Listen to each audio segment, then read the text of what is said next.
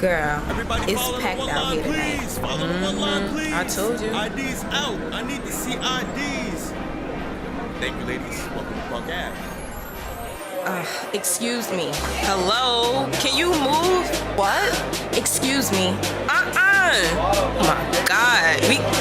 You ready to go? Girl, I've been ready.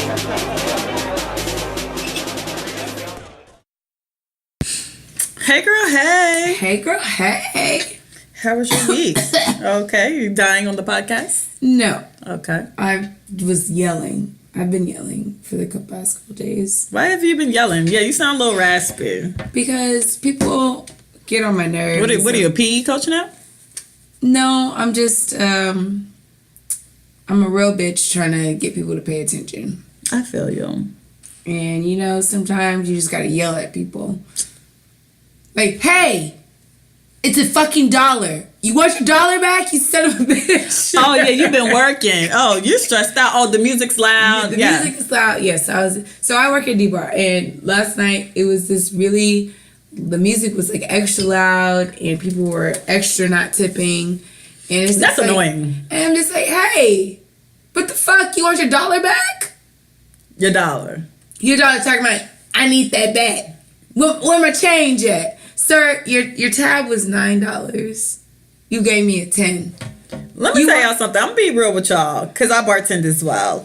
When you ask for your $1 back, realize that doesn't make or break your goddamn rent. If you don't have your rent money, if you don't have your light money, if you don't have your cell phone bill money, you're not gonna have that $1's not making a difference. Just give me the goddamn $1. Just give me the $1 and move along. And move along. And you know what? Don't come back to me after you took your $1 back. Listen. And then have the audacity to say, can you make it strong this time? No, I'm gonna tell you. I can't. If you don't tip me, sir, you're not gonna get shit. Don't ask me for a Hennessy and Coke. You get half a shot. Like, I'm not even gonna lie. You're not even getting a half a shot. You're getting a third of a shot. I give half. I'm a little better than her. No, I am petty. Like, I gave out probably I poured it like a second and put straight Coke or straight whatever juice. Yeah, and the audacity of you broke ass people to ask for like a stronger drink when you do not tip. Like, the stronger you tip, the heavier the pour. The stronger the better the tip, the better the sip. Oh, there we go. That's actually that is it. The rule of life. If you want to go to a bar and you want somebody you want great service. You want great service. Do you want fact? No. You want the bartender to remember what the fuck you drank. Not even that, because like naturally I can remember what people drink if they drink it enough. But if you want the bartender to pick you out from the crowd, like the club is packed, the music is loud, you know what? And they see you, you make eye contact, you say, I need 2. Hey, I'm talking about from the back, not the first row, not the second row, like not even the third, but around the fourth or fifth. And they just standing there like trying to get your eyes. And you just put 2 in the air, and they fix your drink, and then they make a point to maneuver people like, no, you need to bring the money. Yeah. Cause I done had some tricks happen for people I've liked. I done had my friends deliver drinks. Friends who weren't bartending, mind you, patrons. That were my friends. Yes, patrons that say, pass that drink. Hey, go get at him. Get at him. But I will say this: I had this one nice gentleman. He had a double Hennessy for him. God, you work at such a Negro place. I do, and then a Ciroc pineapple. Extra Negro. He has Ciroc pineapple and pineapple. So altogether, Ciroc pineapple and pineapple. That was $27 per tab, right? And he gave me $40 and told me to keep the change. And he came back 3 times. So you get $13. So $13 per tip. So that last time I was just like, yo, man, I buy drinks. Like, she does. Like I would have bought his if he would have came back and said, can I get another round? But he's probably really drunk. So yeah. Whatever. But like when you do shit like that, I remember you because the third time he didn't even have to tell me.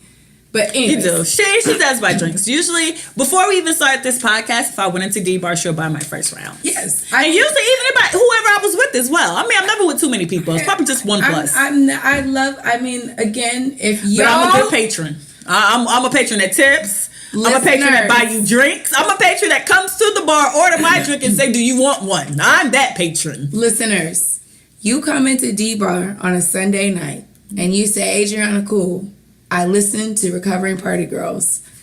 Give me a drink." I got you.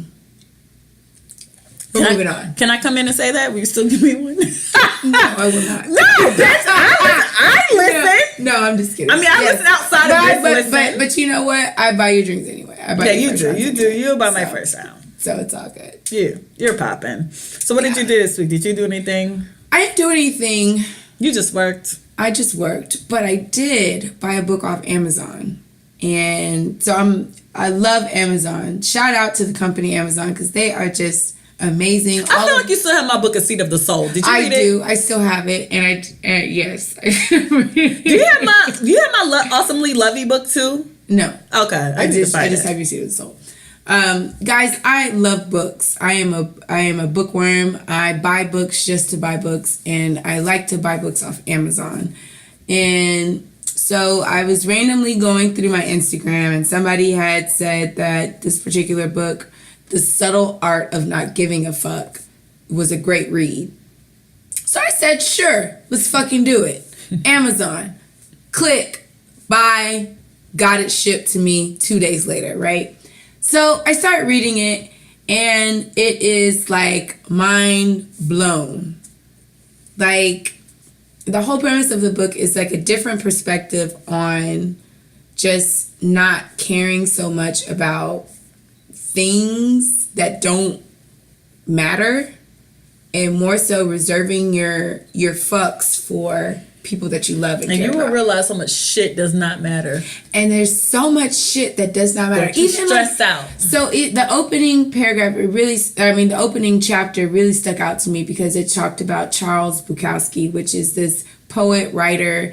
He was a drunk, he was a gambler, he was like this like womanizer, misogynist person, but he was such a great writer. And it talked about how he was working at the post office before he got famous from writing.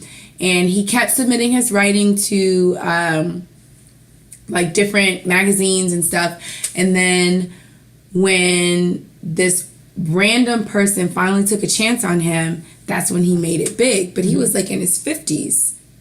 But is this Steve Harvey? No. This is Steve Harvey came popping like yesterday. It's like he's 60. But it just shows like, he was so dedicated to his craft, and he was so dedicated to writing, and he said, I'm not going to do anything else but this. And he had to make a living, so he was working at the post office, but he still kept writing. He still kept doing his thing. And then finally somebody took a chance on him later in his life. And it really started to make me think like, okay. And then so the question in the book was like, what are you willing to struggle for? What are you willing to sacrifice for? As far as like what you really want to do for the greater goal.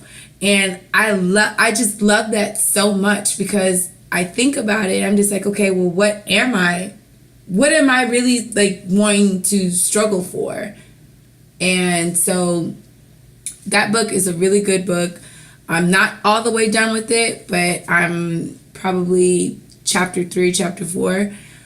I suggest everybody go out and read it and get it. Amazon, Barnes and Nobles is a little pricey, so if you rich, you got it. You got it $18.99 to spend. I only spent $8 on Amazon. Shout out to Amazon. Oh my God, can you buy me T-Boz's The Sick Life on Amazon? I want to read it. I love 90s drama. And I feel like T-Boz got good stories because she used to date the boy from Jodeci. And hang out with Mary. No, she dated that guy. Mac 10. But her stories are really good because when she was dating the guy from Jodeci, that's when Mary was dating JoJo, and they used to run up on them. Yeah, well, this is just kind of like... I'm just saying, that's what I want to read about. It's kind of like, Yeah, self-help. You know what? But it's not even self-help. But I think that you would. I would. No, I read it. Okay, granted. I read an array of books. However, my guilty pleasure is black 90s romance.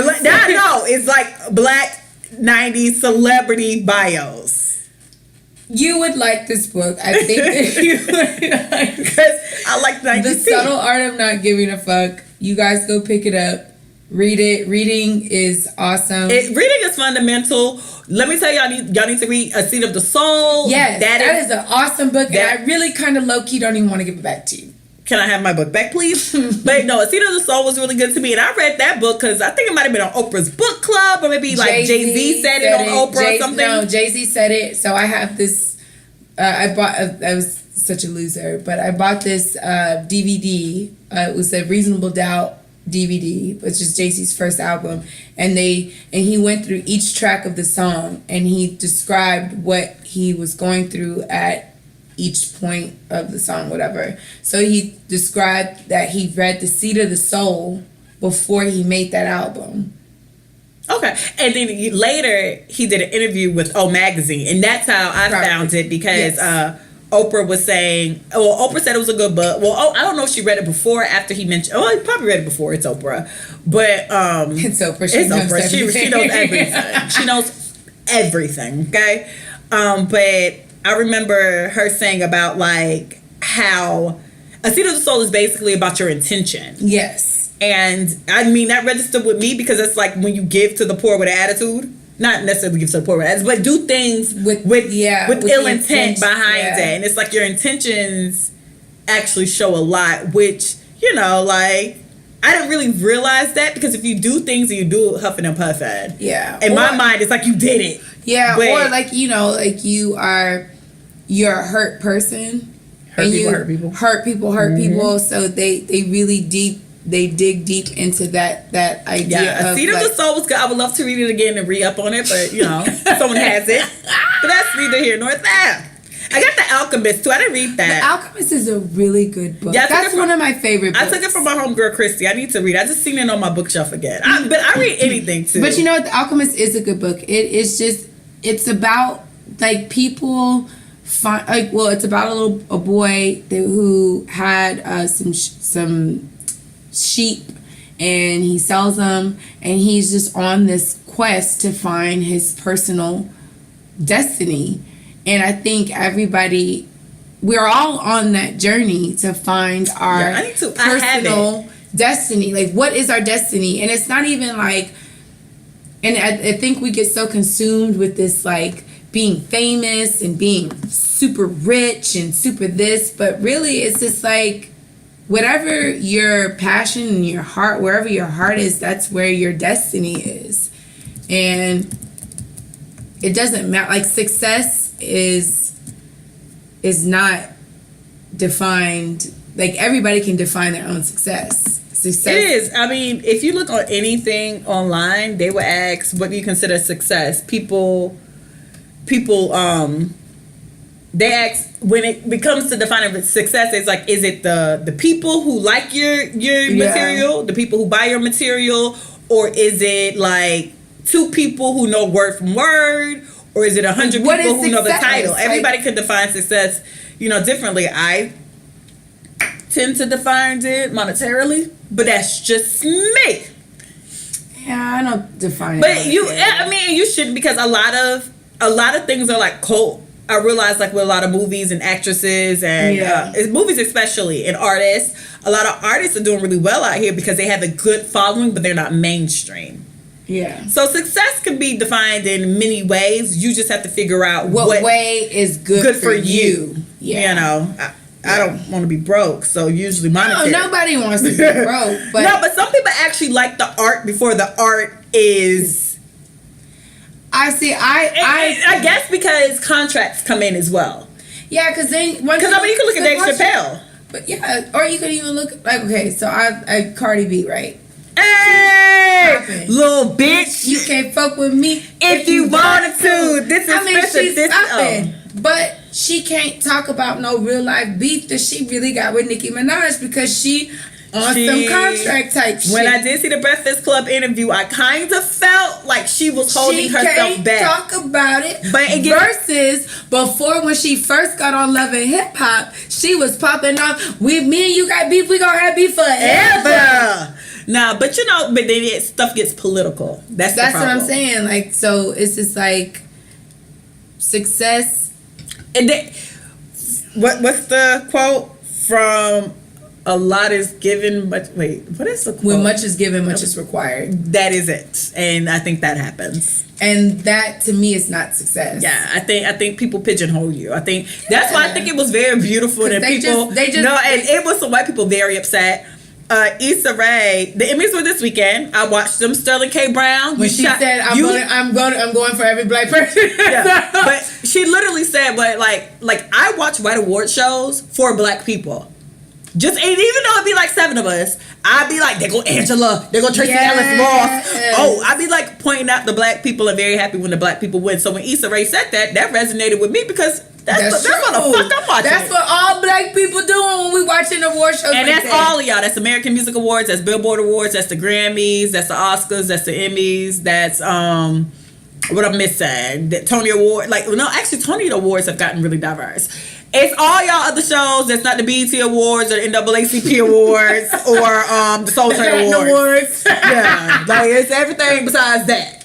But she said everything that we think. And then even when she said it, I could tell whoever her publicist was in a corner kind of looked at her. She was like, no, shit. And you could see Issa was like, but I am. And you see like the way Issa's like, I am.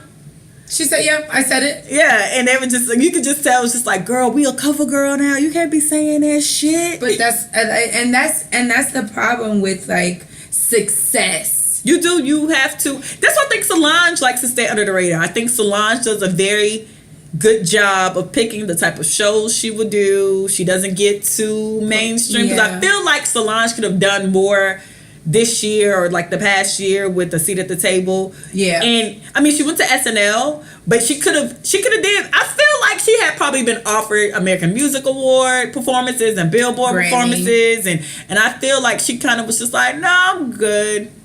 I'd rather go play in a park in Houston because we seen her. We did. We seen her at a free concert. She did. Me and Christy went, and then like she went and got like TSU a Prairie View. Don't shoot me, whoever school it was, but she went and got their band, and I feel like she does TSU. Yeah, TSU. She makes a point to keep one foot in an indie door.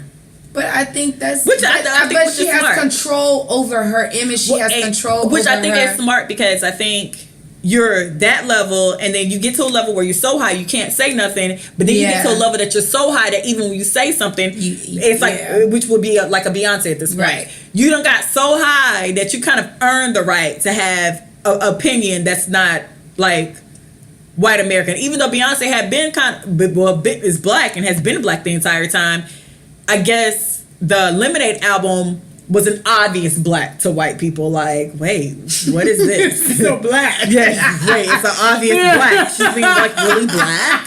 What is this? She's being really black. Oh my God, she's what is this? Alabama, Louisiana? What? I got hot sauce in my bag. Beyonce's hot sauce? Like it was. But then you have to get to a certain level of success to shake the table. Yeah. I agree.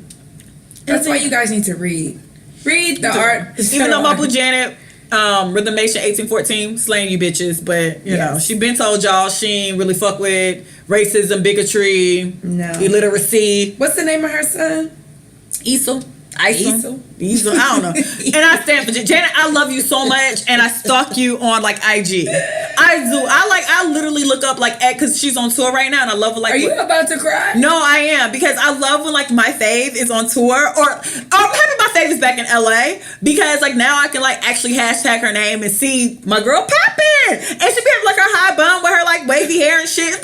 Bitch, listen, something happened to Janet, y'all come find me. That's not even a joke. Like, for real. Okay. Something happens to Janet. We gotta change it. We gotta keep you better find me. You have to find me. Because she has tears in her eyes. No, because I love her so much. She has tears in her eyes. I do. Okay. Who is your Woman Crush Wednesday, girl? Woman Crush every week is Janet, but for the purposes of the show, I can't talk about Janet every Wednesday. So this Wednesday, it is Mia Morgan.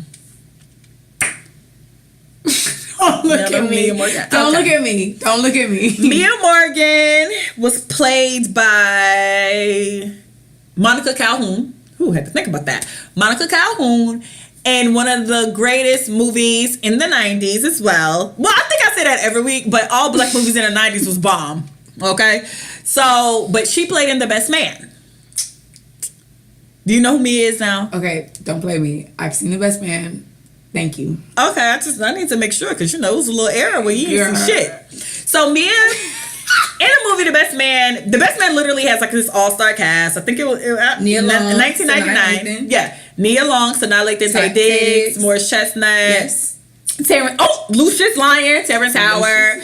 I can't think of the other guy names, but he plays in Claws now as Niecy Nash's brother. But they were like this group of friends that went to college together. And now they're coming because their best friends are getting married. The movie came out in 1999. I think 99, I was 13. So are we talking about the first movie? Yeah, we're going to get to the second one because Shayna, shout out to Shayna, she had to deal with me during the second one and it wasn't pretty. So, in 1999, the original Best Man or whatever, they all get together for this wedding. They're like successful as fuck. That's like a group of friends that was successful as hell. In a weird way, like and he had like played NFL. One was more chestnut fine ass was in the NFL. One was a writer, and he was actually marrying Mia. Harper was a writer, had a New York Times bestseller. Terrence Howard Daddy apparently had money from Jump Start. Jordan, which was Nia Long's character, was like Deborah Lee at BET. Yeah. Whatever. Yeah. So the reason Mia is my Woman Crush Wednesday is because good girls always finish first. Or quote unquote good girls. So the premise of Harper book is about a guy who's cheating on his girlfriend and the girlfriend kind of gets back at him, but like unknowingly to everyone else. So comes to find out the book is true. And then you find out that Mia, the nice, sweet, quiet Mia, because she talks like this in the movie. She was sweet. Good girls don't she was played by Ebony. She did play Ebony in Players Club, so I never told her. I could never not think of her outside of that character. Because she played Ebony very well. She played that character very well. But it's hard for me to look at her. But even though she played Ebony well, her as Mia, like her with the white knit sweater and the gray skirt to her knees, and Lance, show them the house, and Lance, oh my God, Lance and Jordan, and oh my God, everyone's here, and I'm getting married, and oh my God, all my friends, Harper. I didn't read your book, but I heard good things, and like she plays this like shy, quiet. I bake cakes and make like fresh pasta, okay? Because they talk about her food and everything. So come to find out, Harper's book is actually a true story. And the true story is that Mia got tired of Lance's ass putting his dick in everybody. Which I feel her. I feel you, Nico. I feel it. Like, I feel you getting tired of a nigga cheating on you. I get it. I understand that. So it's not that Mia got back at him by sleeping with somebody else, like his teammate, a head coach, the janitor, the pool boy, the alpha, the kappa, because they're still in college when this happened. They're still in college. Mia sleeps with Lance's best friend, which is Harper. And then all shit explodes when everyone realizes that the book is actually about Mia sleeping with Harper on Lance. Now, see, this is the problem I have with Mia as well. Mia did not only sleep with Lance's best friend, she slept with her best friend's, like, eternal first love and crush. Because Jordan originally had a thing for Harper. So even when Jordan came to her and was like, hey, girl, how was the dick? Mia was like, basically, that's what Mia said in the bathroom, or Jordan said in the bathroom to Mia. Mia was like, oh, Jordan, good girls never tell. And it's like, Ebony, bitch, Ebony, you a slut. Like, Ebony. Like, out of everybody, you slept with this nigga's best friend. So, of course, Lance finds out. Lance punches Harper in the eye. It's a whole thing. We don't think this wedding's about to happen. So, for like 30 minutes, we watching this movie like, is this wedding gonna happen? The reason Mia is GOAT is because everyone kept the fact that all that drama was going on away from Mia, because she was so sweet and she baked cakes and she talked like this and she, baked lasagna and baked ziti and had, shrimp and chicken, and everyone just loved Mia. So don't ruin Mia's wedding day, even though Mia is the reason the wedding day is being ruined. She slept with her soon-to-be husband's best friend. Mia ain't shit. She was trash ass bitch. But she was trash. Literally. Everyone kept that away from her. Don't upset Mia. No. Don't tell Mia. No. Make Mia's day perfect. Do you think that's why she had that terminal illness? Girl, we're gonna get there because Karma Dool is funny. So no, I won't say that because that's not true. I'm just saying. Like, do you think that? Like, she got killed off in the last. She was the glue that kept everybody together. I think that's why she got killed off on the second one. But wait, back to the first one for a second. Mia, you're my woman crush Wednesday because for some strange reason, you nice girls with the soft voices that bake cupcakes and shit always finish first, even if you sleep with somebody's brother, sister, daddy, uncle. For some strange reason, when you're a nice girl, no one wants to call you trifling or a slut or a hoe or horrible or shady. I don't know. Like, I need to be a nicer person. I think I talk too much shit, so people expect me to be like a bad person.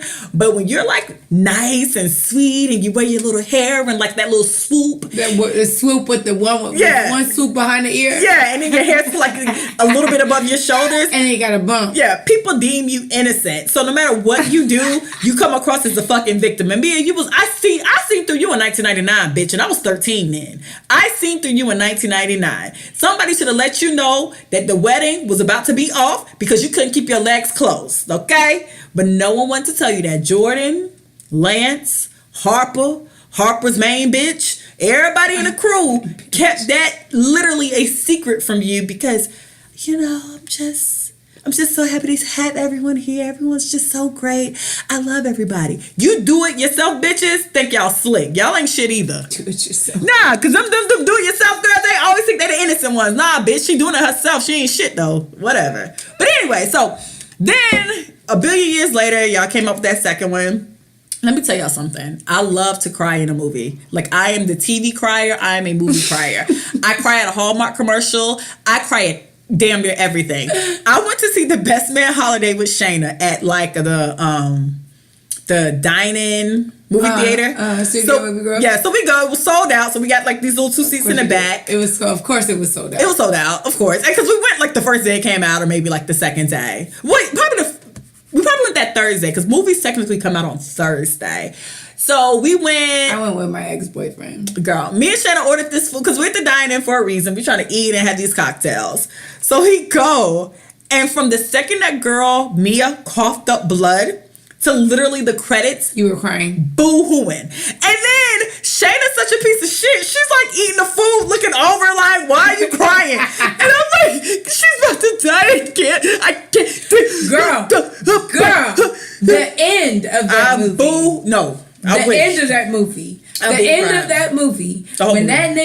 When they were all at the funeral. And he just wouldn't accept it. Nope. I wish I cried just that part. I cried literally. I cried. From when she was in the little TV room. It looked like it was probably the kids' room. From when she was coughing up blood until literally the credits. And I'm not even joking with you. I'm talking about until the goddamn credits. I cried. Even when it was like funny, because that movie is a tricky movie. I've never watched that movie since. It's a tricky movie because like you'll cry, but then you'll laugh in the next scene, but then you'll cry again because it'll like something funny that happened. Yeah, it's so serious. You'll cry again because then Nia Long's in the bathtub crying, and then like something happened and you realize that girl being a bitch, the one Melissa DeSosa, I think her real name is, the one with the kid. She being a bitch because technically she can't handle that girl dying, and then you see Nia crying again, but then Sanaa comes to give her a tissue. I cried that whole movie and I was over it. I was so drained. You know what? I haven't seen that movie. I didn't watch it. And that, you know what? TBS, y'all play the hell out of Best Man Holiday. TBS and TNT during Christmas, y'all play the hell out of that. Stop putting that shit in the rotation. I'm letting you know now. I skip over that shit every time. Like that movie, Best Man Holiday is depressing as hell. No, that last part when they buried her. Girl, I was like crying. When that nigga wasn't even playing in the game, right? And she called him, and then like they got the kids because they knew that was like her last day. Girl. No, when she saw on the Christmas Carol and she couldn't even get through the Christmas Carol? Girl, but she couldn't put the bow in the baby's hair. Like her hand was shaking. She couldn't put the bow in her baby's hair. Oh, I hate that movie so much. Okay. Yeah, we're going to have to change this up. But, you know, Best Man, you first one, you're a goddamn classic. Classic. And Mia, you once again proving that you do it yourself quiet bitches are always the shadiest ones. I'm sorry you died of cancer on the second one, but in that first one, bitch, you did it. You did that thing, girl. And you still married the money. And still married the money. I just can't get over, like, she said, we all can't go to college. Okay, can we not? We will not talk about. We won't talk about the Best Man. I mean, the Players Club. Even though the Players Club is pretty much a classic. We all ain't got regular customers. I just can't get over that. Girl, you know, and Monica Calhoun, you really giving us a lot. I don't think we appreciate. I don't think we appreciate you enough. Like that. I mean, that was classic. Even though you was that side bitch in Loving Basketball that old boy Q took to Burger King. I remember that too, Monica. Monica, you been out here in these streets. I'm not gonna lie to you, Monica. Oh, and Monica was Jamie Foxx's little sister on the Jamie Foxx show, and she came in with that the spandex dresses they wearing now. She came in and was like, "Everybody, I'ma make it before you, Jamie. Don't be getting mad because I've been here for a week and I'm about to be a star." And it's like, no, girl, that nigga trying to fuck you. That nigga trying to fuck you. Oh my god. But you know, that's not. But you know, shout out to the Best Man holiday and the Best Man. That cast still looked phenomenal 20 years later, I think it was, or like 18 or 15 or whatever it was, years later. Y'all look good. And you guys did really well too. And more Chestnut babies, so you know, hey, I can have your babies right now still. I would have your babies too. And I'd be your baby mom.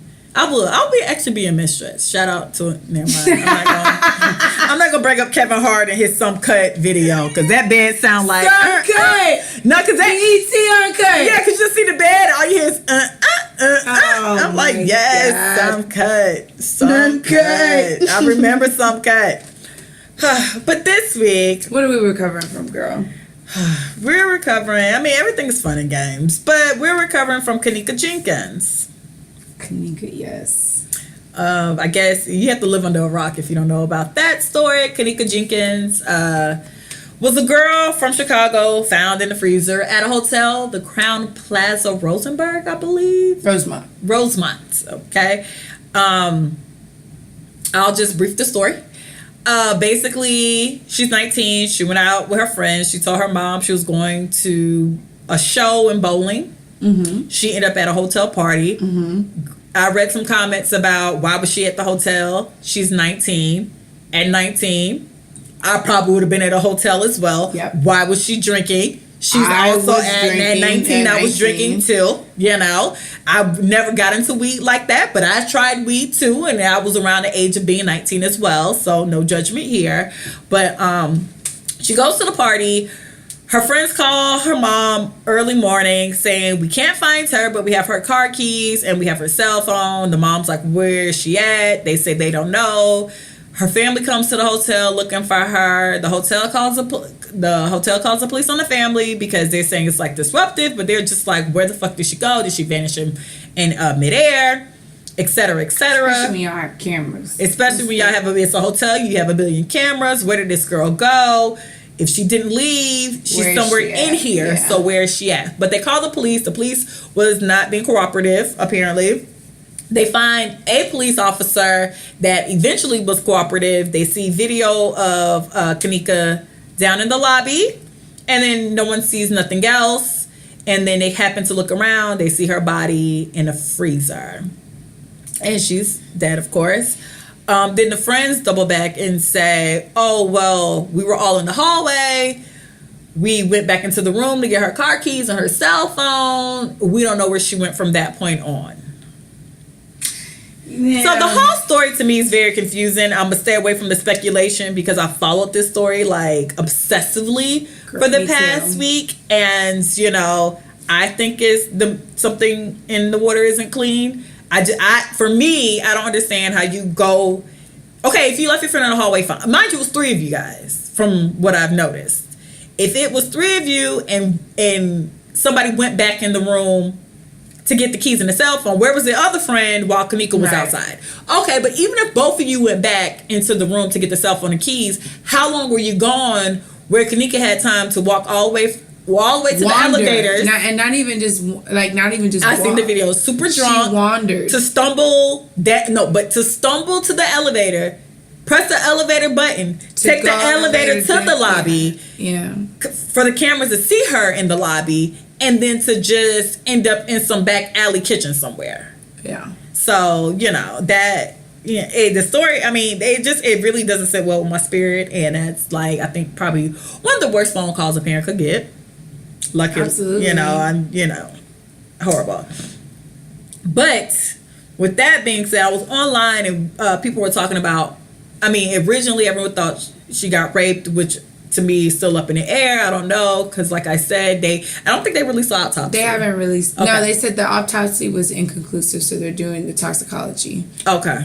Well, we know she was drinking and smoking. So Yeah, I don't need y'all to tell me that as a reason why she ended up in a cooler. Like something happened. But they're not releasing. That to me is just propaganda saying that they don't want to release how she died. Yeah, and I think Chicago PD feels very embarrassed because they thought this was going to be a story under the bridge, but then Black Twitter. It's not. Black Twitter, y'all are going to let that die, baby. Black Twitter got some detectives. If I ever Black Twitter had blew up that girl's shades and had stripped the sound, so they stripped the music. Let me tell y'all, if I ever come up missing, y'all get on Black Twitter. Put me on Black Twitter. I'm not lying to you. Put me on Black Twitter if I ever come up missing, because Black Twitter gonna solve my goddamn case. All them CSIs and NCIS and criminal justice they got it on YouTube and Snapped and For My Man and all these 2020 all these 2020 episodes they said, watched. look at the red dot. You see that dot right there? That's a man.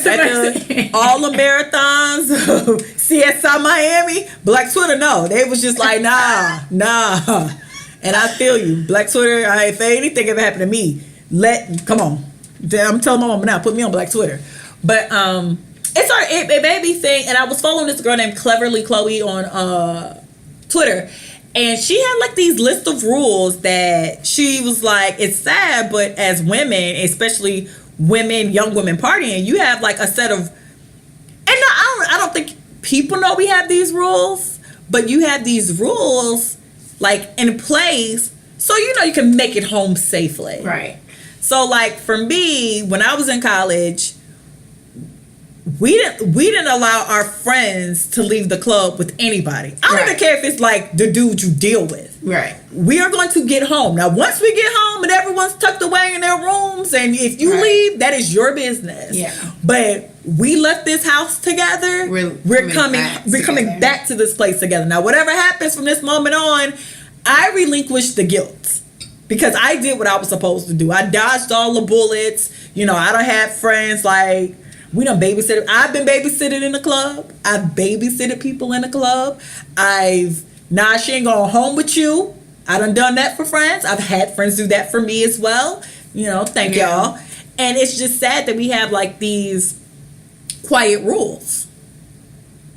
I mean, that is our culture, unfortunately. I have the same rules with mine.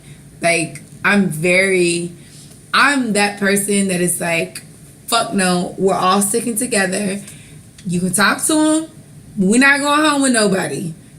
Nobody's going home with nobody. We don't got time to be raped. We don't got time to be bothered. Yeah, I mean, it's very sad to say I don't have time to be raped. And I actually told a guy that. I remember one time, it was one of my good friends, it was after her bridal shower. We went out to a club, and these guys, it was like at least 10, 15 of them. And I remember vividly, I was a little intoxicated. When I'm intoxicated, I was just like, I tend to mouth off. But he was like catcalling. Oof. And I said, you know what? Tonight, we don't feel like being raped. So thank you, but we're good. And he just looked at me like, bitch. I mean, because that. But it's like, come on, bro. Like, nobody, half of everybody is married. And the other half is not even trying to be bothered with your ass. Leave us alone. And I think one of the like bigger issues of that as well is rape culture. Like growing up, I remember the word rape, and I remember the word sexual harassment. Yeah, I don't remember knowing about sexual assault. I've learned about that in like the past few years. Like I knew what rape meant, I knew what sexual harassment meant. I never really sexual assault wasn't as prevalent then, or used much back when I was growing up. So even when I went to college, I didn't really.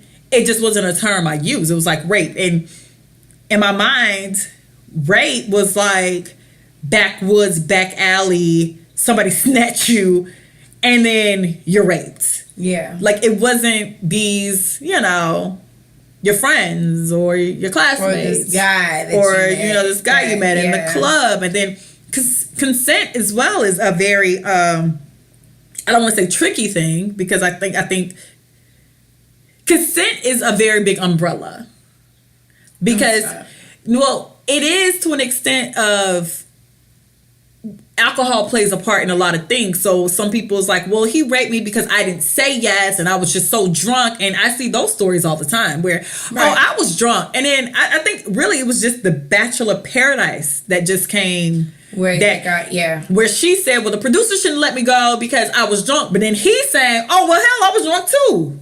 We were equally drunk. We both were consumed too much. So I think, because I watched this documentary called The Hunting Ground. And then that's where things get confusing. So if you date a guy, y'all together, and you come over his house buzz, should he directly say, do you want to have sex? Because guess would be consent.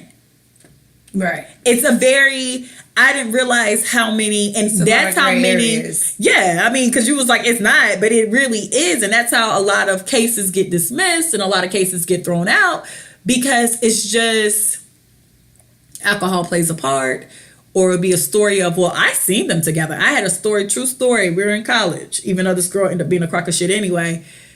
We all was hanging out at this guy's apartment, and we got ready to leave. We grabbed her.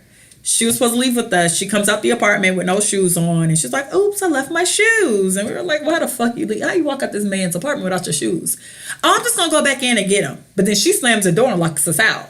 And this is like our homegirl. So I'm like, well, clearly, and she didn't seem that drunk.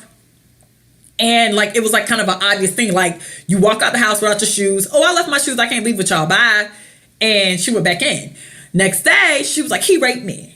And like, this is like the story. And so now we're all looking like, well, how did he rape you if you wanted to go back in the room? But me being ignorant to like, I don't want to say consent to an extent, but me being not thinking deeper into it was like, well, you went back. Like, we were about to go and you decided to go back. You didn't have to go back. You could have just left with us. But then now looking at it, if she even started to have sex with him and changed her mind in the middle of it and said no, and he kept going, that's sexual assault. That's why I said it's such a broad umbrella. You're right. So, it's easy to tell. People always say, well, teach your boys not to rape. I believe that as well, but, teach your girls also to be very aware. Stand up for what they feel. And be very, not even stand up to what you feel, because you still can get raped if you stand up to what you feel. But just don't put yourself in a position to where. But what's a position? See, then we go gray again. So what's the position? Wearing a short dress, deciding to stay the night, deciding to stay the night at some guy's house. If you be in a position to where you are conscious enough to know what's happening, because you can drink and be like, oh, this person's fine, whatever. And they're really not. Like, they're going to, they're looking at you as you get intoxicated. Like, teach your girls not to be aware of their surroundings and the people that they're with. And not get, if you're not around your friends, don't get shit-faced drunk. And that's, and like, that's sad to say, but at the end of the day, don't teach your boys not to rape and teach your girls not to get drunk around people that are not their friends. I mean, because that happened to me in college. And that's why I was like, I don't really tell this, because I don't tell the story because I think it's embarrassing on my part. Why? Because, I'll just tell the story. So I went on this date with this guy, a classmate actually. He was like a real cool classmate. He signed my name on the roll because I never showed up to class. And he gave me, no, not that class. I was not showing up to that class. I had time for that shit. But I mean, he signed my name on the roll and he gave me like the answers on the test and all those good things. So towards the end of the semester, we went out and it was like my first time going to like a wine bar. So I had, of course, by this time, I'm like 21, 22. So I have drank everything under the goddamn sun at FAMU. And we go to like this wine bar, which was odd because I never drank wine like that. Now looking back at it now, I didn't really drink wine like that. We drank liquor. Like everybody went from not drinking because we were in high school to like binging 99 apples and like Taka vodka. Well, no, we used to drink Brunette's vodka, which I feel like is... What the fuck is Brunette's is this bottom shelf. They used to sell it at Seminole Discount Liquor Store. It used to be on the bottom shelf and had every fucking flavor, and it came in this thick-ass plastic. So we used to... so bad. So we used to drink... Yeah, so it was the worst. But we used to drink the hell out of Brunette's vodka like that was our shit. So, I can't find anything. So, we went to this wine bar. We drank wine, red wine to be exact, and I took shots and I drank wine and I took shots and it was merry. We were shooting the shit. I black out. Now the thing about me being drunk is I black out. Like no ifs, ands, or buts about it. I'm not one of the people who's gonna remember a portion of the night when I get too drunk. Right. So the next thing I remember is I'm standing on the AC thing outside. What is that called? Like the AC fan, the unit.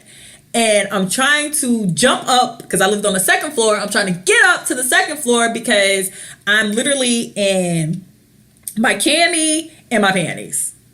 So this is like, I'm at this space. Now I'm trying to break into my apartment with no purse, no cell phone, no nothing. And so the apartment was 3 levels. The dude who lived above me seen me, he was like, yo, what the fuck? And I'm like drunk, so I don't really remember what I said to him, but he brought me into his apartment. He gave me some basketball shorts. I went to sleep on his sofa. And I wake up the next morning. My roommate, the reason I couldn't get into my apartment is because my roommate wasn't home. So then by the morning, she came home. I went into the apartment. I didn't say too much because I was embarrassed because I really didn't know what happened. I didn't have any bruises on me. My vagina didn't feel different. But let's be clear, I'm in a cami and my panties prior until the neighbor gave me the basketball shorts. So there's a story missing at this point. So I didn't say much. I think my roommate came home with like McDonald's or something. I ate the McDonald's. We laid across the sofa and we watched our favorite show was Top Model. So we watched Top Model and I don't know what happened. So by like late afternoon, the guy comes, he knocks on my door. He has like my jeans, my purse, my cell phone, all my belongings, my cell phone, and he hands it back to me. He's just like, I'm sorry. And then he walks off. I grab my shit because I'm completely embarrassed at this point because I can't. Oh, he said, I'm sorry. Yeah, he's saying I'm sorry, but I don't know what he's really saying sorry for because I don't think we had sex. Because the thing is, like my vagina didn't feel no type of way. And then, I ended up getting checked out and all that good stuff. But I don't know what happened. And maybe he was saying sorry because, Maybe he was embarrassed too. Maybe he was embarrassed. I don't know because I was so drunk I can't even tell you the story. Right. So then I was telling a friend this story maybe a couple of months ago, and she was like, you should have reported it. That was sexual assault. That was rape. And I was like, I see why people don't report stuff because how you report something you don't know what the fuck happened. So I was in a position where I didn't know what happened. The reason he even picked me up was because at the time my mom had took my car away because I had, ran into the ditch. Long story. But I did. Ran the car in a full ditch and the police took me home. Long story. But I didn't know what happened. So how do you go report a story that it's speculation at that point? Well, this is what happened, officer. He picked me up from the house. We went, we ate, we went to this wine bar. We were drinking wine, taking shots, drinking wine, taking shots. I blacked out. Next thing I know, I'm on my AC unit trying to jump to my second floor apartment in my cami and my panties. But mind you, these jeans I had on were these straight leg jeans, and not the kind of straight leg jeans, like the real jeans that were real straight leg. So in order to get out them jeans, I had to help. There's no way you was just taking them jeans off. Like, it was one of them, you know how when originally them straight legs that you had to literally pull your foot in and maneuver and get them up. Like, it was one of them type straight legs. So, officer, now that I'm thinking about it, how the hell he got me out those straight legs and properly, and they weren't ripped, and I had to assist them. But let's be clear, I happened to get back to my apartment. So did all this happen in the car in front of my apartment? Because, well, why didn't I let him in my apartment? How the fuck did I get home? Because he lives nowhere near me, and I know I didn't run from his apartment to my apartment. You see how all that just went really blurry? So I was so embarrassed. I never really said nothing to nobody. I grabbed my shit, got checked out. Everything was A1. Did you ever talk to him about that? No, because then after that, it happened towards the end of the semester. So then I didn't have to go back to that class. Anyway, the semester was over. You didn't have his number? Yeah, but by that time I deleted it anyway. Like, I didn't, a part of me didn't even want to know what happened, because you could tell me anything happened anyway. And you weren't going to be like, oh, XYZ. So part of me felt like, and I mean, this is my assumption, and maybe this is what I like to tend to live with because of the circumstances. I do feel like I probably was like with it for a minute and maybe changed my mind. And 9 times, and 100% changed my mind through it. Right. And then probably bucked, because it clearly had to happen in his car, or he had a truck. It clearly had to happen in a truck. I clearly was right in front of my apartment complex, in front of my apartment, because how the hell was I outside my apartment and I never let him in my apartment? It's just so many moving pieces. And I think that was like one of the first times I realized, like, you need to take care of yourself. You of course teach boys not to rape and sexually assault and sexually harass, but you have to teach girls how to. You have to also protect themselves. You have to protect yourself and be very aware of your surroundings, and not be able to leave holes in a story. Because at that point, even when my friend said you should have went and reported him, I wouldn't have reported him because I don't even know what happened. Yeah. I mean, I don't have no bruises. My vagina don't feel funny. I don't think I was raped to that like that. So, you know. Yeah, I had a friend that she was assaulted, and I remember her telling me, and she was a lesbian. And yeah, so she was a lesbian, and she broke down to me and told me the story of how she went out with this guy that was her friend, and you know, she was telling me the story, and I was just like looking at her. I said, were you by yourself? And she was like, yeah. And I said, how long have you known this guy? And she's like, oh, maybe like less than a year, probably a little over a year. So I was like, all right.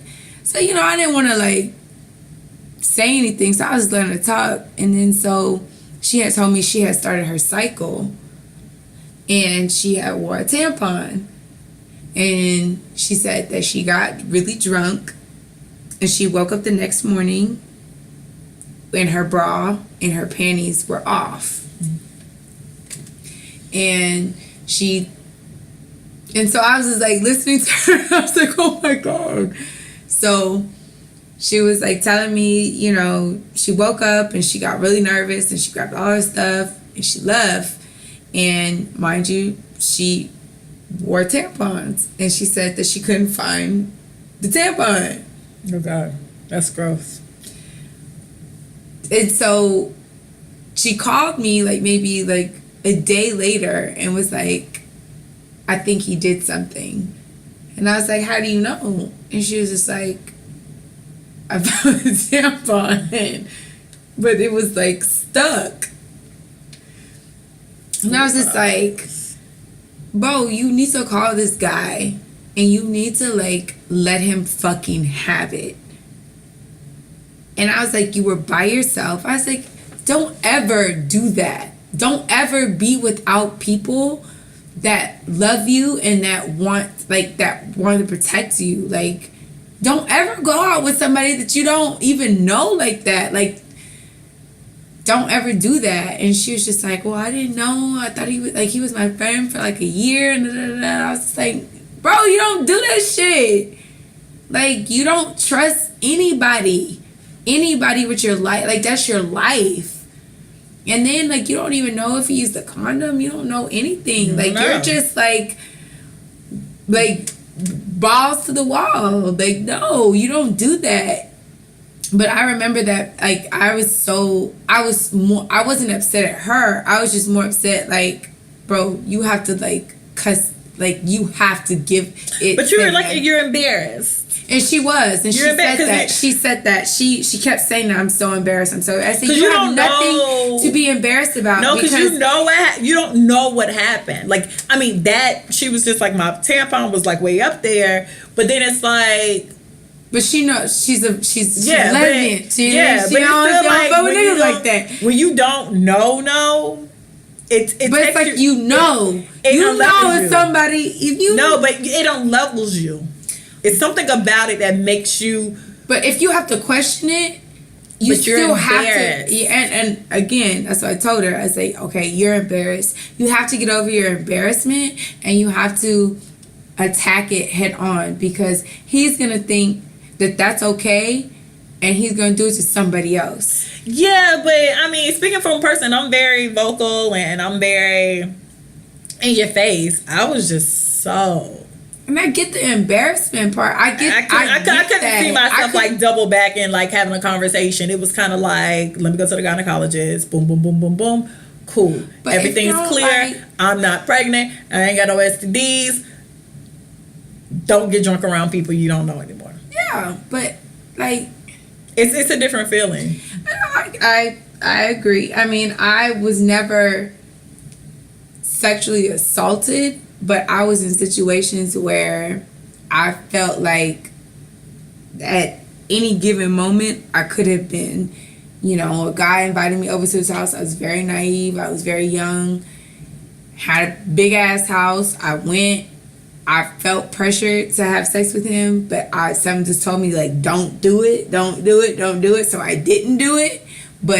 And then, like, I remember he had like a gun on the table. And then I just felt like what Scarface was you talking to? Girl. Come on, dope boy. Come on, dope boy. Magic. Girl, dope boy. But and I remember I felt like a dick on my back. And I was so scared the whole night. I was really scared because I really did not want to have sex with him. And when I finally mustered up the courage to tell him about that, because I really felt some type of way about it. I'm just like, I get it. I'm young. You said we're going to watch a movie. I didn't know at the time it was no Netflix and chill. I didn't know about that it movie. Was no Blockbuster. It wasn't. I didn't know that. I didn't know that. I'm really thinking the nigga liked me. And I'm really thinking the nigga was like really feeling me or whatever. He invited me over. I didn't know it was all about that. And then, so as time passed, I remember I pulled out a knife on a nigga. I saw him at a club. It escalated quick. It escalated really quick. He tried to speak to me. I pulled a knife out on him. And after that, I didn't see him for a long time. And then when I started working at D-Bar, he came into D-Bar. And I sat him down. I was just like, look, man, I have to tell you this because I feel like I need to just get it off my chest. So I told him how he made me feel and blah, blah, blah. And he stops me dead ass in the middle of my conversation. And he was just like, I'm sorry.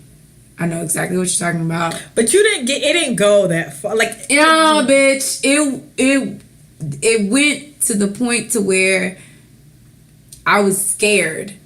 If it goes to the point to where you're scared, I was scared. I didn't know what was going to happen. I saw a gun on the table. I felt a dick on my back. I'm sorry. Bitch, I was scared. No, I mean, it's funny now, but Like, I was scared. Because I didn't know. But I think the difference in your story, not like you were cognitive. Is that the word I want to use? No, I wasn't. He was making drinks. I had a drink, and I just remember being very scared. I wasn't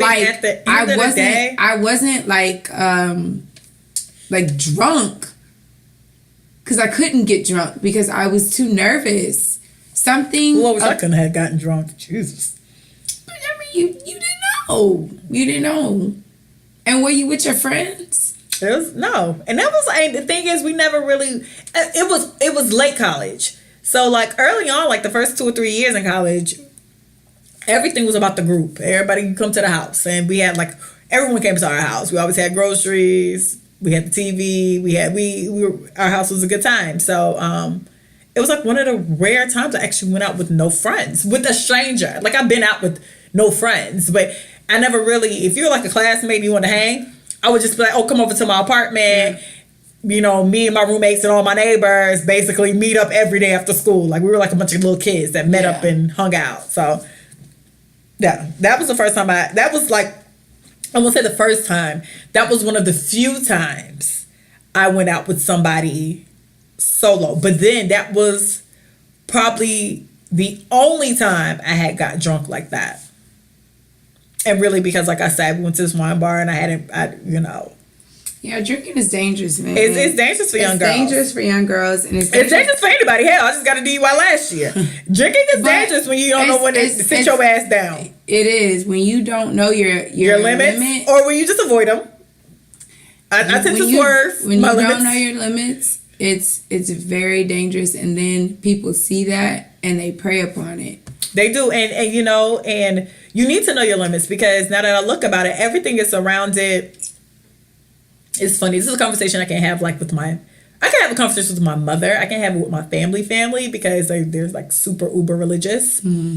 But like when you hang out and you go to college and stuff, or when you don't even go to college, when you just start hanging out at 18, you realize how everything is surrounded by a cocktail. You go to these group functions with a cocktail. You go to these house parties that have hunch punch. And who knows what's actually in the hunch punch? You're just pouring whatever in the little kegger thing or whatever. And when it's time to kick it, it's like, bring a bottle. And even when you're grown, even now, hey, I think you're a really pretty girl, blah, blah, blah. Let's go have drinks. Let's go to happy hour. Or let's go to dinner and order cocktails. Or let's just go to lunch and order cocktails. Or let's go to brunch. Guess what? Alcohol is it's the central. When you get on probation, that's coming. When you get on probation, you'll see these videos in your alcohol awareness class. But like alcohol is one of it's a legal drug.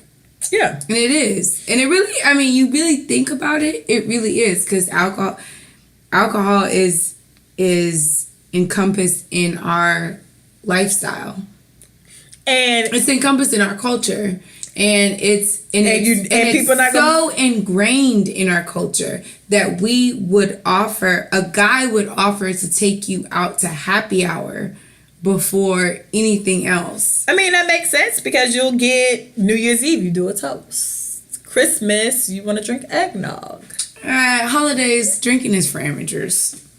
But it's still there. It's still, you go to your Christmas party, it's going to be some eggnog. So, it's very, of course, teach boys not to rape, of course. But it's like you gotta teach your girls to be aware and not allow themselves. And I when I say that, because like I said, back in the day, I thought rape was just some guy pushing you in the back alley and having sex with you behind a dumpster. It's way more clever and easier than that. It's the friend that she kind of flirted with. Or it's the guy that she probably had sex with once and didn't want to have sex with him again, but for some reason they ended up having sex. Now they have sex and she didn't want to do it, and it's just teach everyone to be aware, male and female. Because I had some homeboys. It's like, you know how girls like plainly say no. They was like, no, that bitch say no. I stopped. And she like, what you stop for? You said no. No means no. Words, like Crystal says on the read, words mean things. And when you tell me no, I don't care if it's with the baby voice, as you strap me up, you said no, girl. And no means no. But that's important. Like, that means a lot. That means a lot. Like, that means everything. You do. You have to watch out for yourself as well. Because I had that happen in college, which once again, I know something happened. I don't think I was like, I don't think his penis went in my vagina. I don't think that. Do you think you ever talked to him about it? No, I would never talk to him. I mean, now, because you got to remember, now I'm telling you this, but I'm telling you this, I'm 31. Right. That happened 10 years ago at this point. No. Like, now, I mean, I came to terms with it very quickly. Because my friend was like, you victimized, like you made yourself what did she tell me? Not make myself a victim. A statistic. I blamed the victim. Like, basically she said I was blaming myself. And I didn't necessarily blame myself, but I look at big pictures. I know the jeans I had on, and them one of those shits that you just take off. You know? Even if you unbutton them, even if you got them down to like my mid-thigh. Them bitches was hard to get across them goddamn feet to my ankle. I know them straight legs. They were from Forever 21. I got pictures of them jeans still to this day. It's very... I do genuinely feel like I was with it, but then changed my mind and probably was like, get off me, oh my God. And all that extra shit. Not extra shit, but, you know. And then I don't think...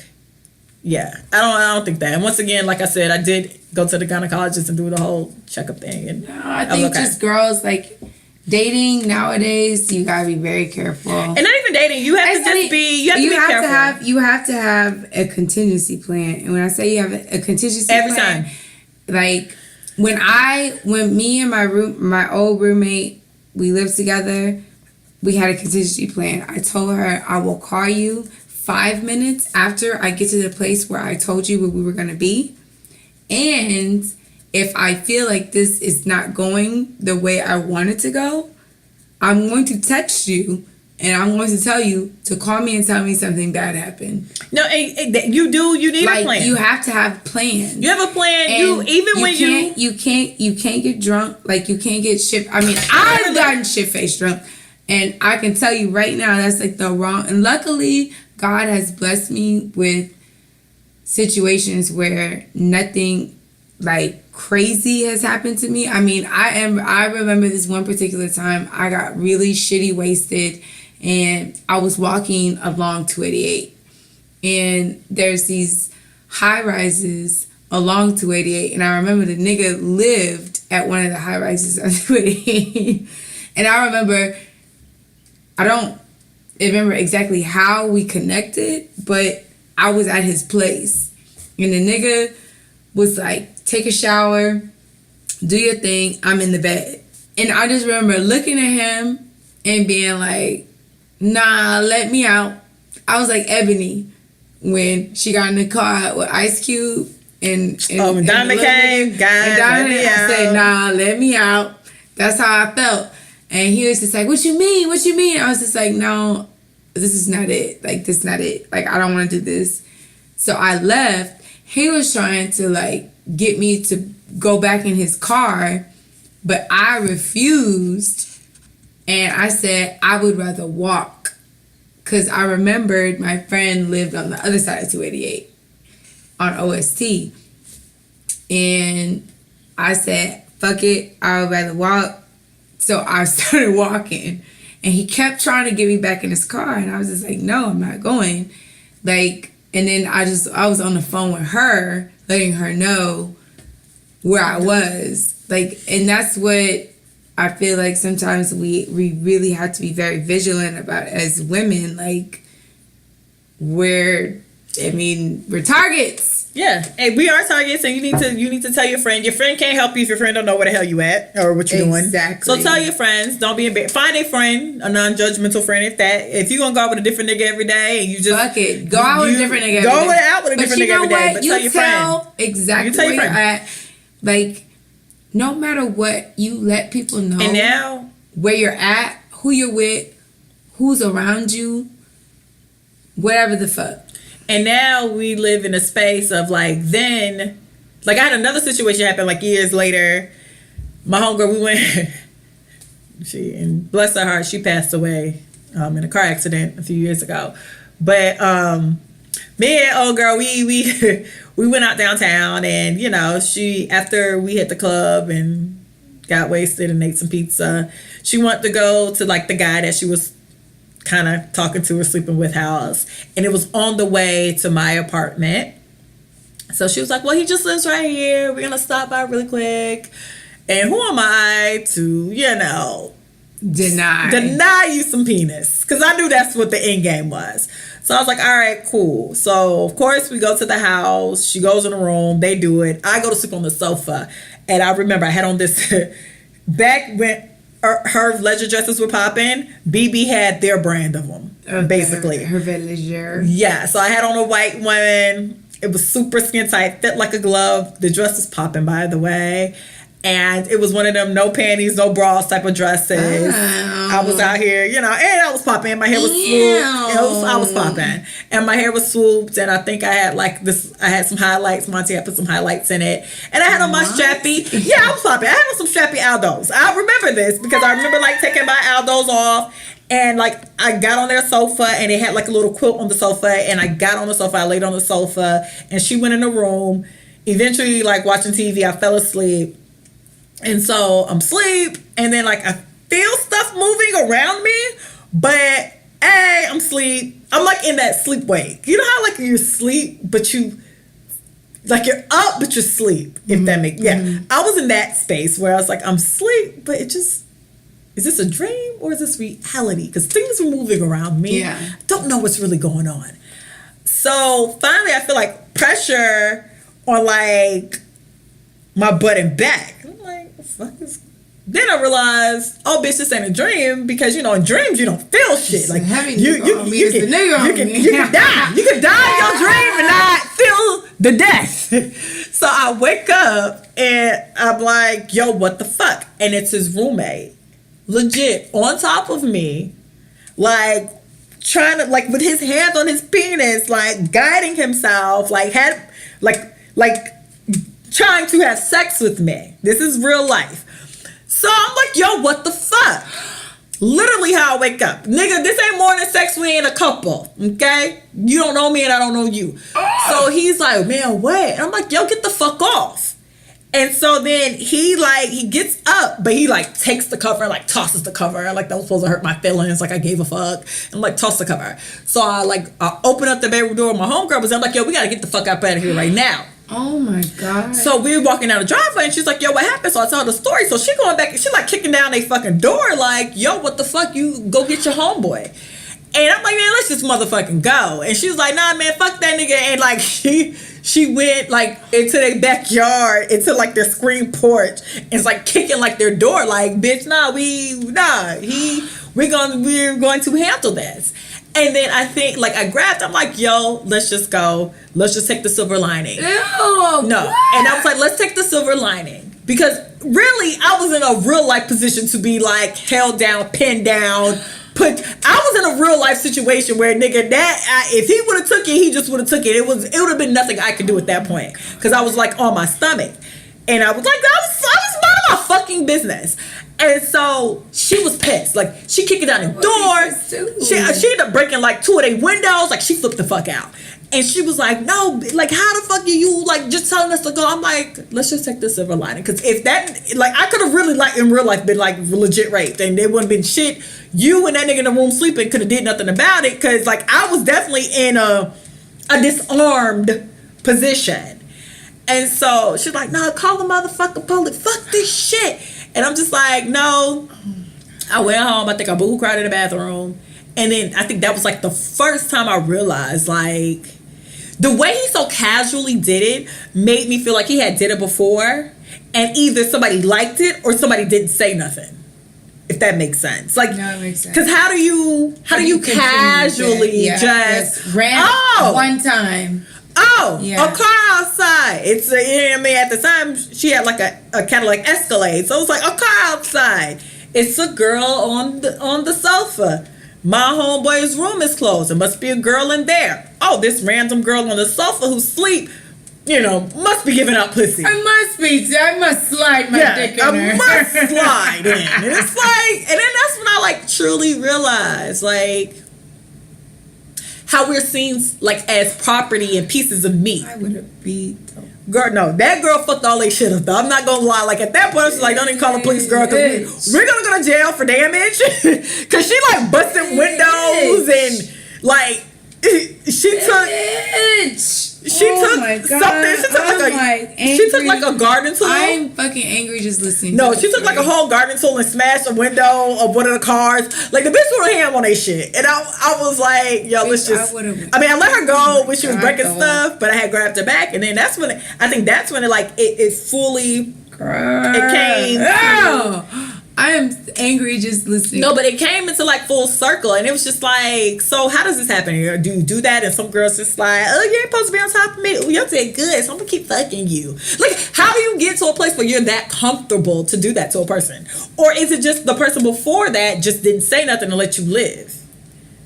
It's probably a combination of both. Because it's like, how did you just probably a combination casually think? It's probably a combination of both. And I was just, and that's when and then on you add on top of that the parents don't teach their kid. You can't, like, you don't do that. Yeah, you don't. And honestly, I will teach. If I have sons, I will teach my sons. If you out, and not even when you out, because there was a story. I used to listen to Steve Harvey Morning Show religiously, and there was a strawberry letter about some girl. She goes home to her boyfriend drunk, and she felt violated because she was so drunk and he had sex with her. And I remember just thinking, like, yes, you want to teach your sons, and the first thing I would teach my sons is if you think she's drunk and if you're with her and she's drinking a whole bunch of drinks, just don't have sex with her. Just wait. It's okay. Wait till the morning. It's okay. Wait till the morning and see how she feels. Because it's just such a blurred line. It's such, in that instance, it's such a blurred line. Is it sexual assault if you have sex with your girlfriend and she drunk and she didn't say, I'm gonna bust it open? But then if she's so drunk, did she say she gonna bust it open and she just don't remember? You see how it just gets alcohol, and I don't want to put the emphasis on alcohol because we're gonna teach your kids not to rape. But for women, for me, every situation had a cocktail or a few involved. And I'm not blaming myself. I'm not blaming the alcohol. It's just some circumstances are just set for failure. And like, alcohol is going to set you up for failure every time. Especially when you drink too much. Alcohol is going to set you up for failure. Because in reality, even though I was down for my homegirl, you weren't down to fuck the homeboy. But I'm thinking, I'm not saying that. Even though I was down for my homegirl, completely sober, I probably would have had more of a fight in me to be like, nah, bitch, take me home. But because we had already been partying, I was already on it, I was kind of like, okay, girl, whatever. So alcohol played a part in that. Like, it made me a little more flexible. Because really, a little more relaxed. I was a little more relaxed in the situation versus if I was completely sober and we was driving and she told me she wanted to stop somewhere and it was time for me to go home, I'd be like, nah, bitch, I need to go to take me home. I would have made a fuss. But luckily, granted, I could have took like a taxi home, taxis, but people weren't taking taxis like that. So luckily now, especially in this generation, y'all always keep and when I become a parent, my credit card or my debit card would be connected to my kids' Uber. But there'll always be a reason for you to get the fuck out of wherever you're going. Like, you can take a Uber. And I think, everybody should keep a Uber or a Lyft app on deck. And if it feels funny, it is funny. But even if you don't have that access, taxis give free rides to people who are intoxicated. So if you call the taxi cab In every city? and I don't know if it's in every city. I know it's in Houston, Texas. Oh, but you know, in Tallahassee, they had like this little bus. I forgot the name of it because we used to use it all the time. I know it's in Houston, Texas. That if you the safe bus, even though we violated, are drunk and you need a ride, you can call a taxi. You know, I think it's in the state of Texas because they had that in Corpus Christi. Because I know. Look that up, guys. I don't know if that's in every state. I know in Tallahassee they had, which we abuse, they had this thing called the safe bus, and the safe bus will pick you up from the club if you were too drunk because they didn't want you to drive, right? Right. However, if you wanted to, like, the safe bus wouldn't drop you off to a club, but if you had like an apartment complex next to the club, we used to use the safe bus to get to the club. So we'd be like, yo, drop us off at like Washington Heights, but we was walking to like Floyd's or whatever. Great, they ain't shit. See, but honestly, I don't know the legalities of it. We weren't shit. But I know that there are things set for people. If you are intoxicated, you can call. Listen, it's, you know, make sure you have to have a fucking contingency plan. If you are going to fucking go out with a guy that you don't know, you've never met in your life, you're on Tinder, you swipe right, and he cute, and he say, let's go here, you fucking give somebody some type of detail of to who he is, where y'all at, if y'all exchange phone numbers, get a phone number, get a picture if you can, something, because like at the end of the day, you don't want to have to be responsible and say, you know what, I should have did more. Because these girls are probably sick to their fucking stomach knowing that they could have done more for their friend that was they looking at these fucking videos of their friend walking around a goddamn hotel, floor to floor, 36 hours worth of fucking footage of this girl wandering around a hotel that is probably maybe 100 rooms, 140 rooms. And she wandering fucked up by herself, if she was by herself, like without her close friends. You got me fucked up. Where y'all at? Listen. Y'all can't know. Like y'all not gonna no, we're not leaving. Like I'm so big on groups. Like if we leave we going in together, we leaving together. What you drinking? I'm drinking the same thing you drinking. When we connected, my best friend will not leave my sight. My best friend literally had to cuss me the fuck out and say, get the fuck away from me. Because I would not leave her side when she was talking to her baby daddy. I wouldn't even leave my best friend with her baby daddy. No, but guys, like you need a plan. You gotta have a buddy system, and it's a buddy system. And that's old school. That's elementary. You do honestly need a buddy system. And if you see, and you know, getting drunk happens to the best of us. Sometimes it's not on purpose. Sometimes it's about being drunk. No, it's about having a plan. No, but sometimes. Not even having a plan. Sometimes the plan's gonna go left because that's just life. So sometimes you have a plan in place. And then if you see your friend getting a little too wasted, you need to set your drink down, and that's just the end of your night for you. Because then you need to be sober enough for you and your friends. And because like plans are cute, but life happens as well. Yeah. Shots come, drinks come, bottles come, champagne comes. Sometimes your friend didn't eat enough. Sometimes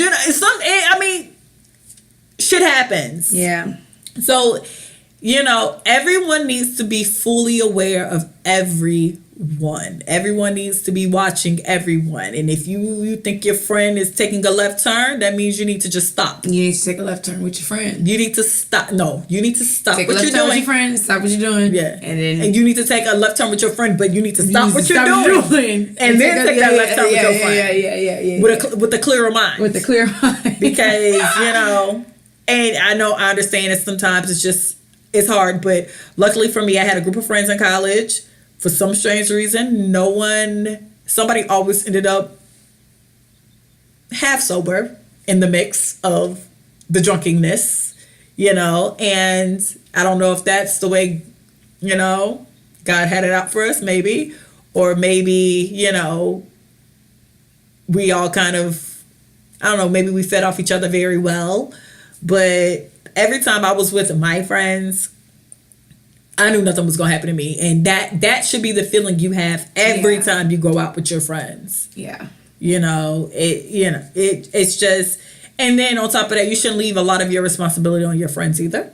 Because, y'all a little shady these days, you millennials, and y'all a little different. So, if you have somebody outside your friends to tell, like one thing, my mom was hella cool. Even I tell my mom everything. I know for sure if I had to, and I have had to call my mama on the side of the road, super drunk before, she answered the phone and she got the business done. Not my finest moments, embarrassing, but I got home in one piece. And at the end of the day, every time you go out, it's all fun and games, but that's the fucking goal, to get goddamn home. It's fun and games until your ass don't get home or never make it home.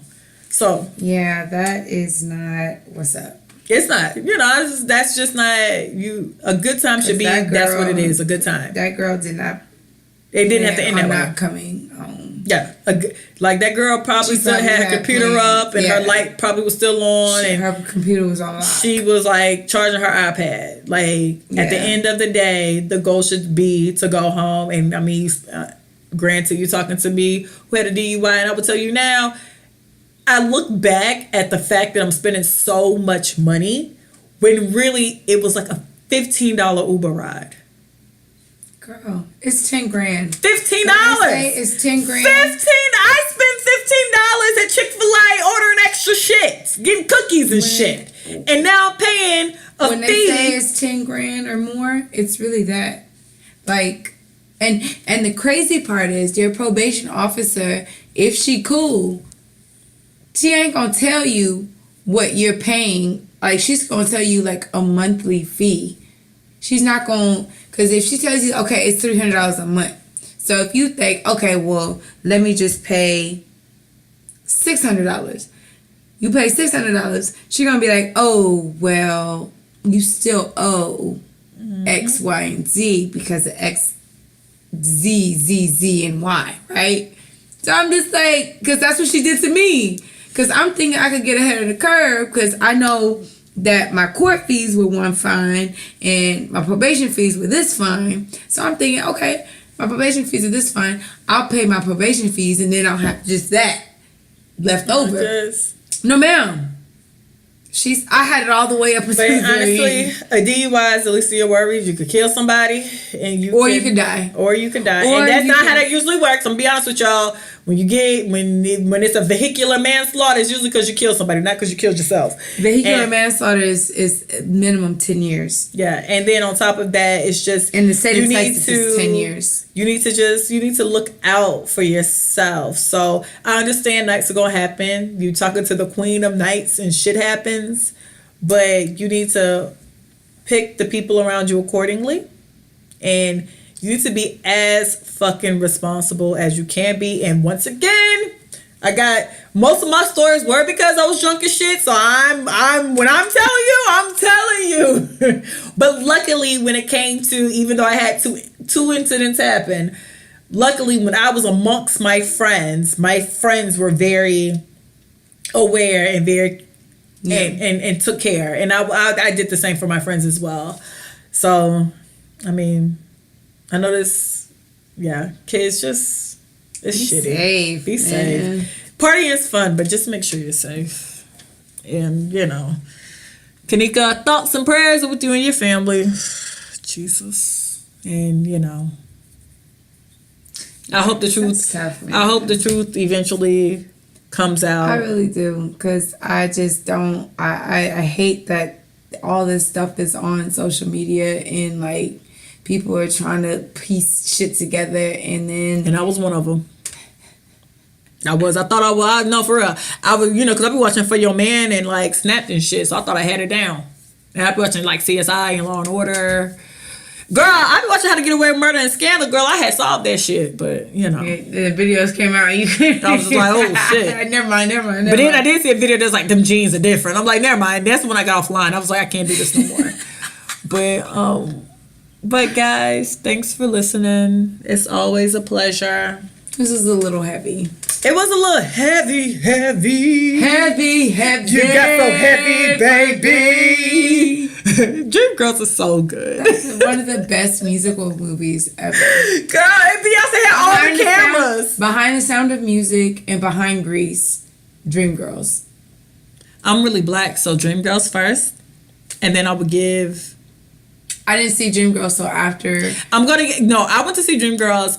I didn't see Dreamgirls till after Grease, and I didn't see Dreamgirls till after The Sound of Music. The sound of music, the hills are alive.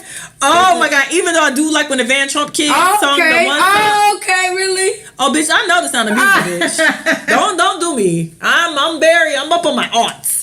The Sound of Music with the Van Trump kids did that one song about them going to bed. Good night.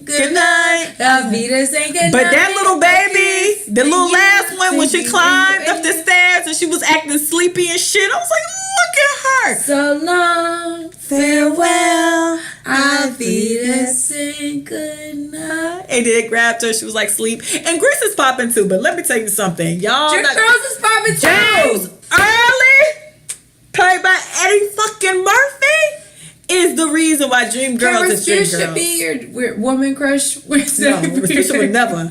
Listen, but James Early, because James Early was like a piece of... Man, James Early's like that nigga that started music, but he can't let go of the fact that music kept going after him.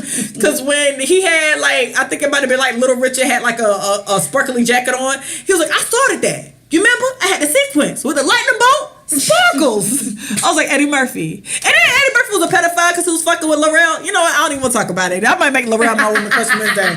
Because, girl, make Respucia your woman crush Wednesday. No, Laurel, because Laurel broke up with him in song. But, anyways, I don't have to go through this. But, you guys, listen to us next week. Same time, same place. It's recoveringpartygirls at Gmail. If you want for any inquiries, and Recovering Party Girls letters. For any listener letters, it's Miss Cool and the letter N _ the city on IG. And I am NatoyaEbony everywhere. And I be safe. I'm just trying to get y'all to have a contingency plan. Yeah, just be safe. Always, you and your friends, make sure y'all have everything together. And, God bless. We're praying for Kenneka's family, and we will see you guys next week.